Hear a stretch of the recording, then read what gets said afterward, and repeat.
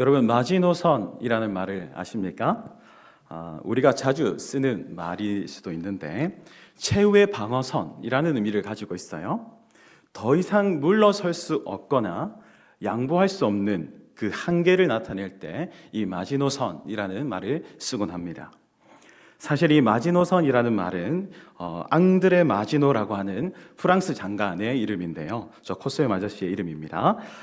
프랑스가 독일과의 전쟁을 미리 대비하면서 국경에 최후의 방어선을 구축하게 되는데 이것이 바로 이 사람의 이름을 따서 마지노선이라고 불리게 되었습니다. 그래서 요즘에 이 말은 우리가 양보할 수 없는 한계라든지 내가 할 수 있는 마지막 선이라는 표현으로 우리가 사용하곤 합니다. 사람은 누구나 이 마지노선, 넘으면 안 되는 선이 있죠. 꼭 지켜야 하고 양보하지 못하는 그런 한계가 있다라는 겁니다. 얼마 전에 제 제자 녀석이 저에게 한번 놀러 온 적이 있었습니다. 몸무게가 한 130kg 나가던 녀석이었는데 한 20몇 킬로를 빼고 그 모습을 자랑하고 싶었나 봐요. 제가 맨날 돼지라고 놀렸기 때문에 자기의 변한 모습을 저에게 보여주려고 집에 놀러 온다고 하는 겁니다. 그래서 놀러 오라고 했더니 정말 살이 홀쭉 빠져서 온 거예요. 그래서 뭐가 제일 먹고 싶으냐라고 물어보니까 짜장면이 그렇게 먹고 싶다는 거예요. 너무 그 기름진 음식과 멀리 살았던 세월 때문에 짜장면이 너무 먹고 싶었나 봐요. 저는 더 맛있는 걸 사줄 수 있었는데 굳이 짜장면을 먹겠다고 해서 사주었습니다. 자기는 짜장면을 먹고 저는 이제 짬뽕을 한 그릇 시켜서 그렇게 먹고 있는데 여러분 아시죠? 짜장면을 먹고 있으면 뭐가 먹고 싶어지죠? 짬뽕이 먹고 싶어지고 짬뽕을 먹고 있으면 짜장면이 먹고 싶잖아요. 제가 짬뽕을 먹고 있었으니까 뭐가 먹고 싶었겠어요? 짜장면. 그래서 제가 젓가락을 싹 갖다 대니까 이놈이 제 젓가락을 탁 때리는 거예요. 너무 괘씸해가지고 이 새끼가 이렇게 하고 있는데 저한테 목사님 지금 선 넘으셨습니다 이렇게 하는 거예요. 여러분 이 친구에게 마지노선은 그 짜장면이었던 겁니다. 도저히 양보할 수 없는 자신의 한계선이었던 거예요. 여러분 우리 신앙도 잘 살펴보면요, 이 마지노선이라는 게 정말 선명하게 있어요. 사람마다 다를 수는 있겠지만 이 신앙의 영역에서도 각자가 가진 한계선이 분명하게 존재한다라는 거예요. 오늘 본문을 살펴보시면 바로 그 유명한 열무나 비유입니다. 일단 이 비유는요, 이 본문의 배경을 잘 알아야 정확한 의미를 파악할 수가 있는데 이 당시 예수님을 따르던 무리들이나 제자들은요, 예수님이 정치적인 왕이 되어서 지금 이 예루살렘의 로마를 몰아내고 나라를 세운다라고 생각했어요. 진짜로 예수님께서 혁명을 일으켜서 민중의 왕이 되실 거라고 그렇게 믿고 있었단 말이죠. 그래서 사람들은 이제 예수님께서 예루살렘으로 가까워지시자 진짜 그의 나라가 금방이라도 올 것이라는 기대로 가득 찼던 겁니다. 하지만 저와 여러분이 잘 알다시피 하나님의 나라는 이미 우리 가운데 임하였지만 그 최종적인 실현은 예수께서 이 구역사역을 모두 완수하시고 부활하시고 승천하셨다가 다시 재림주로 오실 때에 이루어지는 것이죠.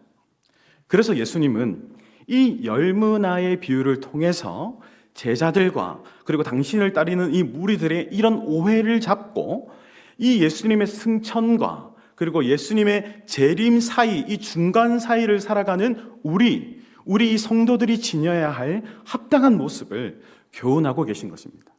11절 말씀에 이런 염려를 가지고 말씀하고 계시다는 것을 알려주는데 그들이 함께 읽어보겠습니다. 시작.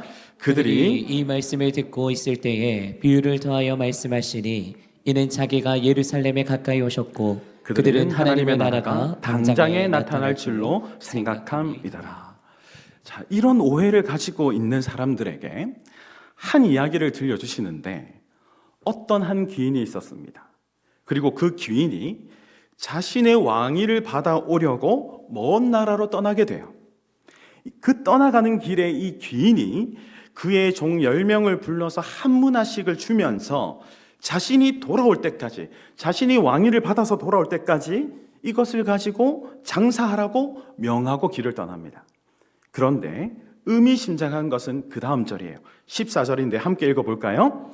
그런데 그 백성이 그를 미워하여 사자를 뒤로 보내어 이르되 우리는 이 사람이 우리의 왕됨을 원하지 아니하나이다 하였더라. 여러분, 이 말은요, 지금 이 귀인이, 이 먼 나라로 떠나간 이 귀인이 돌아와서 왕이 되는 걸 원치 않는 반대파 세력이 있다라는 겁니다. 귀인이 먼 나라로 떠난 이 상황에 그의 반대파들이 힘을 얻고 그의 왕위를 반대하면서 뒤에서 지금 일을 꾸미고 있는 상황인 거죠. 자, 아까 제가 이 비유를 말씀하시는 이유가 뭐라고 했죠?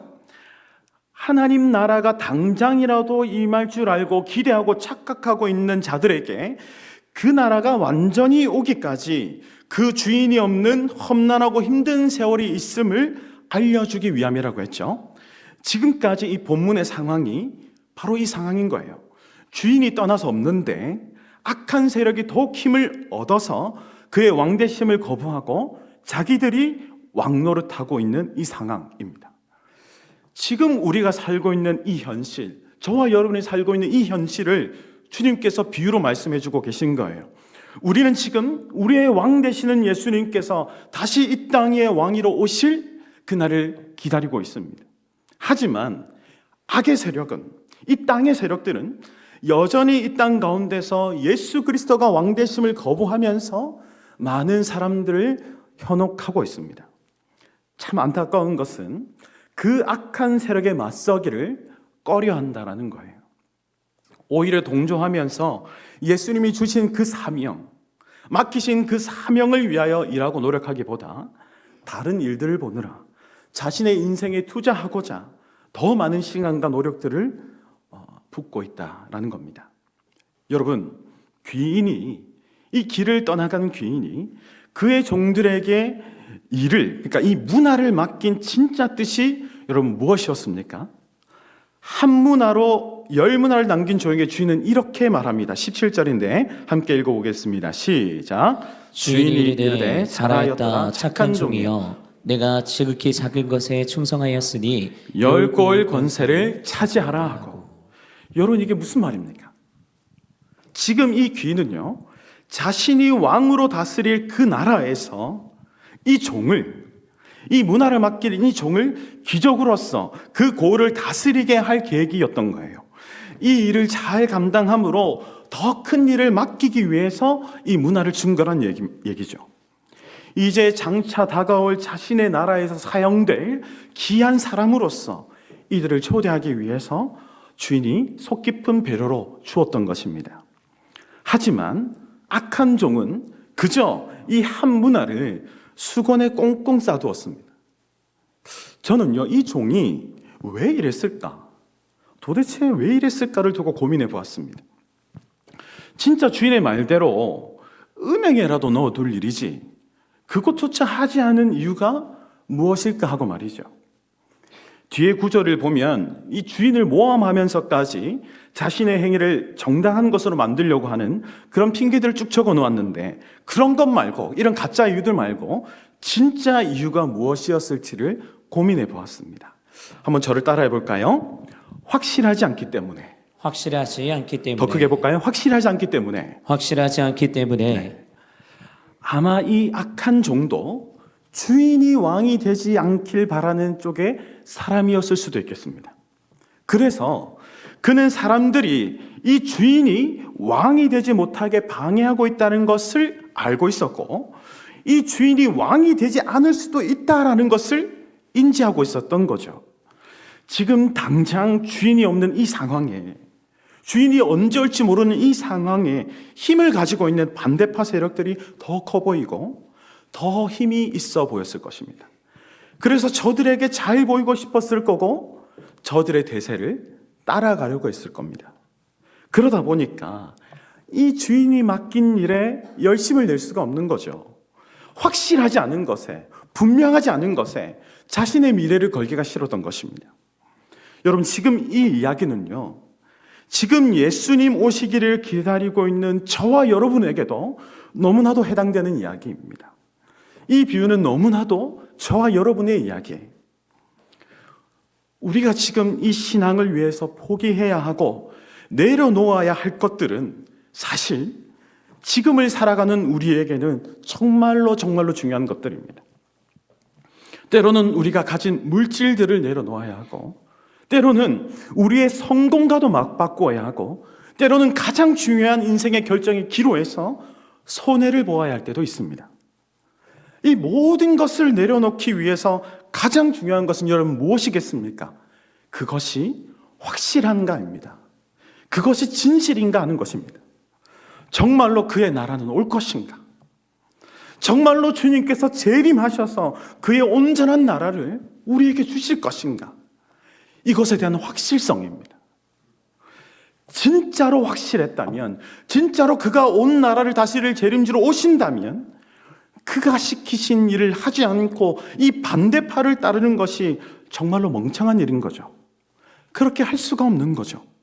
그런데 우리에게 이 정말로 확실한가에 대한 긍정의 대답이 없다면 사실 우리가 가지고 있는 이 세상의 것들을 내려놓는 것은 정말로 하늘의 별 따기인 것입니다. 어려운 일인 거예요.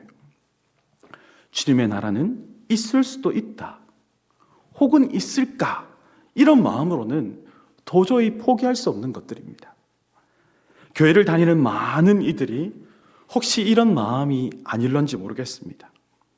안 믿자니 불안하고, 살아계신 것도 같고 아닌 것도 같아서, 그래서 어느 정도의 신앙은 유지하는 게 좋겠다. 그래야 나중에 혹시 진짜로 주님이 오셨을 때 외면당하지 않을 것 같으니까요. 그러니까 이 악한 종이 그 한 문화를 들고는 있었던 것입니다. 그것을 쓰거나 반대파에게는 주지 않고 들고는 있었던 것입니다. 그런데 이런 혹시나 하라는 이런 신앙으로는요, 주께서 맡기신 일들을 감당할 수가 없죠. 이렇게 아리까리한 마음으로는 그 나라에 들어갈 수가 없죠. 오늘 이 악한 종도요, 불안한 마음에 주인이 준 이 한 문화를 고이 수건에 싸두었습니다. 그리고 주인이 물으시면 대답할 핑곗거리도 정말 많이 준비해 놓았어요. 하지만 이런 핑곗거리나 눈속임으로는 마음을 꿰뚫어 보시는 하나님을 속일 수가 없었던 것입니다. 여러분, 혹시 저와 여러분들은 우리의 신앙 가운데 보험을 들어놓고 계시지는 않습니까? 이 정도 했으면 된 거야, 이 정도 선이면 내가 나중에 혹시 주님 오셔서 물어보셔도 할 말이 있을 거예요. 스스로 그 수준, 그 마지노선을 정하면서 신앙생활하고 있지는 않으십니까? 물론 수요 예배 오신 모든 분들이, 이곳에 계신 여러분들은 그렇지 않으신 줄로 믿지만 오늘 이 말씀을 주시는 하나님의 뜻이 있는 줄로 믿습니다. 혹 우리가, 저와 여러분이 주저하고 있는 신앙의 한계선이 있습니까? 이것까지의 헌신은 안 되겠어, 이 정도의 순종은 힘든 것 같아라고 하는 마지노선이 있으십니까? 여러분, 하나님의 능력은요, 그 마지노선, 그 한계선에 있습니다. 우리의 한계라고 느껴지는 그 영역에서 우리 하나님께서는 저와 여러분의 순종을 보기를 원하시는 겁니다. 정말로 내가 살아있다고 믿느냐? 그렇게 그 삶으로 우리에게 질문하시는 것입니다. 정말로 내가 너의 왕이며 다시 올 구원자라고 믿느냐라고 재차 우리에게 물어보시는 것입니다. 오늘 그 물음 앞에 확실한 믿음의 대답으로 삶으로 응답하실 수 있는 저와 여러분 되길 축복합니다. 아멘. 여러분, 두 번째로 우리가 흔들리는 이유가 무엇일까요? 저를 따라해 볼까요? 아무 일도 일어나지 않고 있어서. 아무 일도 일어나지 않고 있어서. 여러분, 제가 낚시를 참 좋아해요. 우리 교회 와서 생긴 취미인데, 우리 스승님이 바로 옆 교회에서 사역하신 조모 씨입니다. 조 목사님과 낚시를 다니곤 하는데 낚시하는 스타일이 저랑 비슷하세요. 저는 목적 지향형 인간이거든요. 그래서 낚시를 하면 반드시 물고기를 낚아야 하는 사람입니다. 자리가 편한 자리보다는 물고기가 잘 잡히는 불편한 자리가 더 좋고요. 맛있는 밥을 먹을 수 있는 자리보단 하루 종일 굶어도 물고기를 잡을 수 있는 것이 좋고요. 시험시험 대충 물고기 잡는 것보다 눈을 부릅뜨고 쉬지 않고 낚시해서 물고기를 많이 낚는 게 좋은 사람입니다. 이런 스타일이 조모 씨와 닮아가지고 자주 같이 낚시를 다니는데 어느 한 날도 제가 밤을 새면서 조 목사님과 함께 낚시를 하고 있었습니다.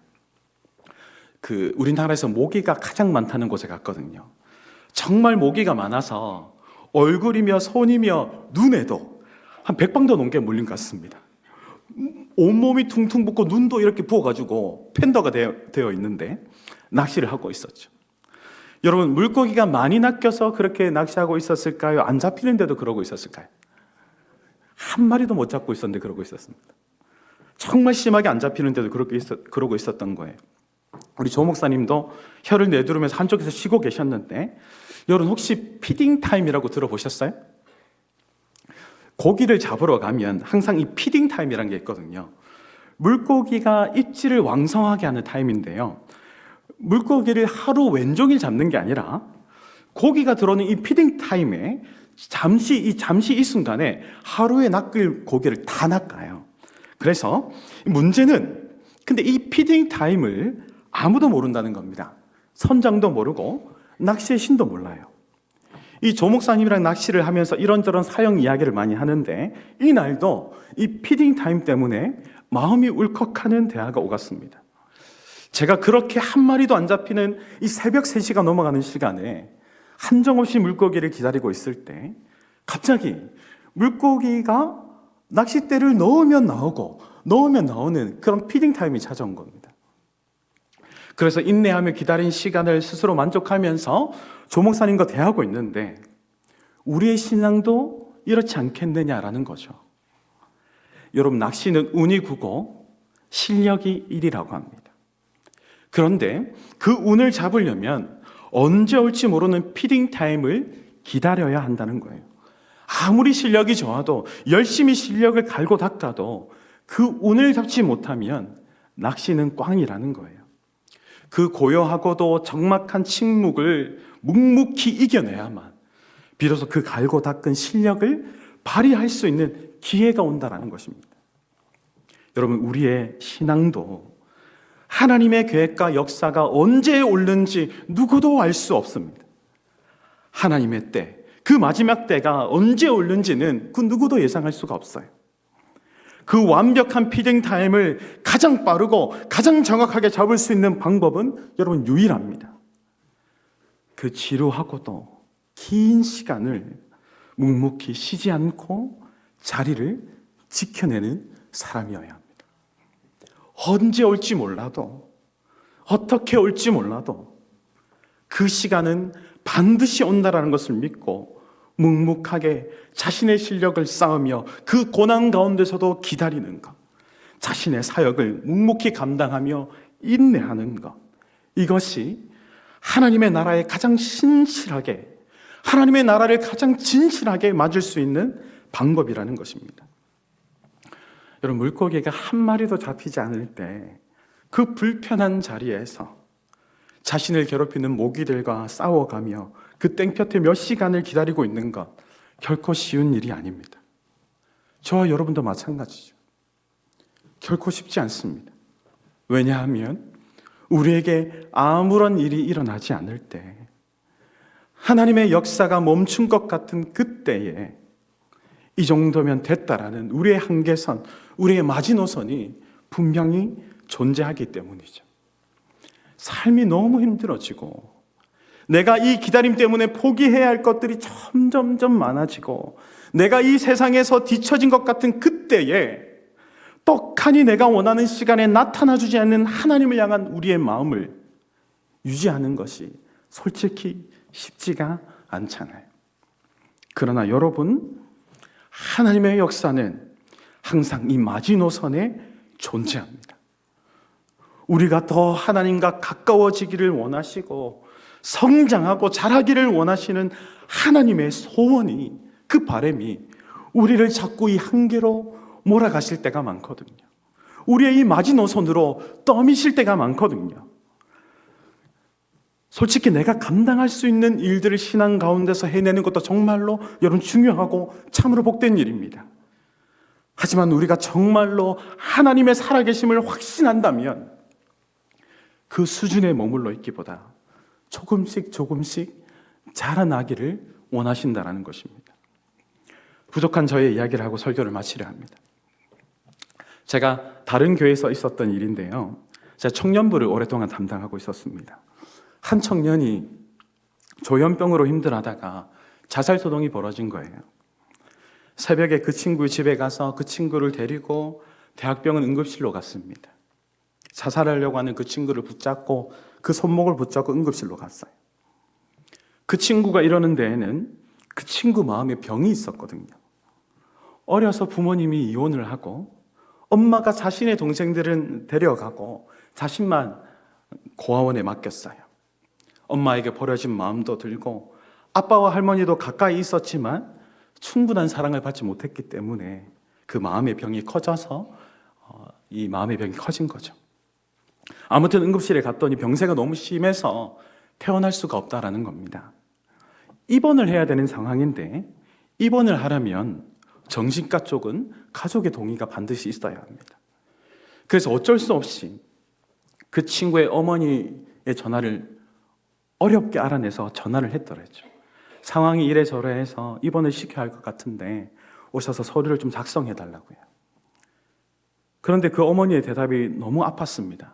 자신은 이미 이혼했고 병원비를 낼 능력도 없으니까 아버지랑 이야기를 하라고 하고 그냥 끊어버리시는 거예요. 자신의 딸이 지금 조현병으로 자살의 위기에 처해 있는데도 그렇게 매정한 걸 보니까 이 청년이 이렇게 될 때까지의 마음의 병이 얼마나 심했겠는가라는 마음에 저도 마음이 아프더라고요. 또 어쩔 수 없이 그 아버지 할머니에게도 전화를 했더니 그쪽도 크게 다르지 않았습니다. 그래도 자신들이 데리고 갈 테니 입원을 시킬 돈은 없으니까 퇴원시키라는 겁니다. 그런데 제가 봐도 그렇고요. 병원 의사들도 봐도 그렇고 절대로 퇴원하면 안 되는 상황이었어요. 언제 스스로 목숨을 끊을지 모르는 상황이었거든요. 무조건 입원을 해야 되는 상황이었습니다. 그런데 문제는 병원비 때문에 가족 중에 누구도 입원을 원치를 않는 거예요. 병원비가 만만치 않았거든요. 대학병원의 규정이 증세가 심한 정신병 환자의 경우에는 1인실에서 관리를 한다고 하더라고요. 최소 한 달 이상을 있어야 하는데 증상을 보았을 때 몇 달을 있어야 될지 모르겠다라고 판단하는 거죠. 한 달만 입원해도 수백만 원이 나올 텐데 몇 달을 입원해야 할 이 상황에 정말 아찔한 거죠. 그래서 이틀을 꼬박 가족들이 마음을 돌리기를 기도하면서 기다리고 있었습니다. 오셨을까요? 안 오셨을까요? 기도하면서 하나님께 도와달라고 했지만 안 오시더라고요. 상황이 조금 더 나아지진 않았습니다. 꼬박 이틀 동안 그 친구는 응급실에서 자살 소동도 벌이고요. 소리도 지르고요. 난리가 아니었습니다. 돈이 문제인 것 같더라고요. 그래서 기도하면서 가족들의 마음이 바뀌기만을 기도하는 와중에 아무것도 하고 있지 않는 제가 보이더라고요. 그래서 하나님 앞에 그 입원비 제가 하겠습니다 라는 마음을 가지고 결단했더라 했습니다. 그래도 집에 계신 분께는 허락을 받아야 했기 때문에 전화를 했습니다. 아내도 이미 제가 이틀 동안 집에를 들어가지 않았으니까 상황을 뻔히 알고 있었죠. 그래서 우리가 당분간 많이 힘들게 살겠지만 이 친구를 위해서 우리가 병원비를 내주면 어떨까라고 물었습니다. 사실 모아둔 돈 한 푼도 없었고 매달 적자인 상황이었거든요. 카드 빚을 내야 되는 상황이었는데 제 마음에 여러분, 아내가 오케이 하길 바랬을까요? 아니면 정신 차리라고 말해주길 바랬을까요? 자, 1번 오케이, 2번 정신 차리라. 뭘까요? 네? 1번? 감사합니다, 여러분. 부끄럽지만, 정말 너무 부끄럽지만 2번의 마음이 솔직히 더 컸습니다. 나는 목사니까 어쩔 수 없고 너는 목사 아니잖아. 나 좀 말려봐라, 이런 마음이 있었거든요. 그럼 내가 충분히 흔들려줄게, 이런 마음이 있었단 말입니다. 제 마지노선이었던 것, 제 한계선이었던 거예요. 내가 가진 것으로 돕는 것 가능했어요. 그런데 얼마를 빚져야 될지도 모르는 상황에서 내 가족을 위기에 빠뜨리면서까지 돕는 것은 제 신앙의 한계를 넘었던 겁니다. 그런데 아내가 너무나도 당연하게 그렇게 했으면 좋겠다 그렇고 같이 힘들지만 잘해보자 그러고, 오빠 그런 생각하는데 존경한다 이러고 이러니까 여러분, 이 얘기를 듣는 순간 1번 기뻤다, 2번 절망했다. 노코멘트 하겠습니다. 아무튼 그런 결정을 하고 그 아버님께 병원비를 제가 댈 테니까 사인만 해달라고 하니까 해주시더라고요. 그리고 그걸 병원에 주니까 정신과 의사 3분이 저를 보러 내려오셨습니다. 사실 응급실에서 유명했거든요. 이틀 동안 정신없는 애를 두고 그런 소동을 일으키다 보니까 얼마나 주목을 끌었겠습니까? 근데 내려오는 그 의사 3분의 눈빛이 아련한 거예요. 저를 그윽하게 바라보면서 다가오시는데, 그러면서 마음의 이야기들을 저에게 해주시더라고요. 이틀간 목사님 고생하시는 거 보면서 마음에 울림이 있었는데 병원비까지 대신 내신다는 말을 듣고 인사하러 내려왔다라는 겁니다. 말을 들어보니까 한 분은 교회를 잘 다니시는 분, 한 분은 교회를 다니다가 상처받고 안 나가시는 분, 한 분은 불신자였어요. 그 3분이 저에게 오랜만에 참 따뜻하고 희망적인 마음을 품게 해주어서 고맙다고, 교회와 멀어진 분은 교회 다시 나가야겠다고, 불신자분도 교회 한번 나가봐야겠다고 그렇게 하는 거예요. 근데 여러분, 부끄럽게도 그 의사가 내려올 때도 제 마음은 어땠을까요? 내가 미쳤지. 순간순간을 후회하고 있었습니다. 너무 불안했어요. 그런데 부족한 이 저를 통해서 한 영혼이 회복하고 한 영혼이 돌아온다고 하니까 그래서 조금은 마음에 위안이 되었습니다. 그리고 나서 여러분, 그 아이가 입원을 하게 되고 몇 달을 입원했을까요? 3달을 입원한 거게 된 겁니다. 그 친구가 이제 이 퇴원을 하게 됐다는 얘기를 이제 병원에서 듣고 돌아가는데 여러분, 2 마음이 들더라고요. 첫 번째는 그래도 참 잘 됐다, 이제 회복하고 나오니 참 좋겠다. 2번째는 뭘까요? 얼마 나왔을까? 이 마음이었어요. 여러분, 그래서 제가 병원비를 얼마를 냈겠습니까? 2만 원 냈습니다. 감동한 의사 선생님들이 재단이라는 재단에 다 신청해 주셨고 결국 제가 부담한 돈은 2만 원 뿐이었어요. 여러분, 지금 제 자랑하려고 하는 게 아니고 저는 정말로요, 제 마지노선을 넘어 부끄럽게, 정말 부끄럽게 한순간도 마음 편할 날 없었어요. 내가 미쳤지, 이런 결정을 왜 했을까라는 마음으로 했거든요. 하고 나서도 계속 그 마음이었어요. 근데 부끄럽게 살짝 담근 그 발에 여전히 의심스럽고 걱정되고 힘들었지만 그저 주시는 마음 거절하지 않고 순종했을 뿐이었는데 하나님이 그 부족한 순종에도 일해 주셨습니다. 부족한 저를 높여도 주시고요, 영혼도 구원해 주셨고요, 불쌍한 어린 양도 치료해 주셨습니다. 여러분, 구약시대, 신약시대에 홍해를 가르고 죽은 자를 살리셨던 하나님이 지금은 아무 일도 안 하시고 주무시고 계신 게 아닙니다. 여전히 그분은 전능하신 하나님이신데 우리가 우리의 믿음의 한계와 마지노선을 정해놓고 하나님이 일할 공간을 내어주지 않고 있기 때문에 하나님이 일하시지를 못하는 것입니다. 하나님은 지금도 여전히 살아계셔서 우리 삶에 역사하시는 분이심을 믿습니다. 연약한 저와 여러분의 이 마지노선, 이 한계선에서 순종과 결단을 기다리시며 일하시기를 지금도 고대하며 기다리고 계신다는 거예요. 여러분, 아주 작은 발걸음이라도 괜찮습니다. 아직은 완전하지 않고 굉장히 부족한 마음이어도 괜찮습니다. 아주 조금씩 우리의 한계선, 이 신앙의 마지노선을 정복해 나가는 것입니다. 여러분, 우리의 마지노선은, 우리의 한계선은 하나님이 일하시는 선이고 우리가 성장하는 성장선인 것입니다. 이 무도한 세상이 계속 우리를 헷갈리게 하고 우리의 한계선을, 우리의 마지노선을 계속 좁히려고 하고 있지만 우리가 반드시 주님은 오신다, 우리의 왕은 반드시 오신다라는 것을 믿고 도저히 끝날 것 같지 않은 이 악한 세대를 묵묵히 신앙으로 이겨나가다 보면 하나님의 때가 우리에게 임할 줄로 믿습니다. 여러분, 때가 악합니다. 이런 때일수록 우리가 더욱 확신 가운데 거하고 아무런 일이 일어나지 않은 것 같아도 묵묵하게 피딩 타임, 하나님의 일할 타임을 기다리며 우리의 사역을 아름답게 해 나가시기를 주의 이름으로 축복합니다. 여러분과 저의 이 한계선, 이 마지노선이 날마다 확장되어 가기를, 나중에는 그 마지노선이 천국까지 이르기를 주의 이름으로 축복합니다.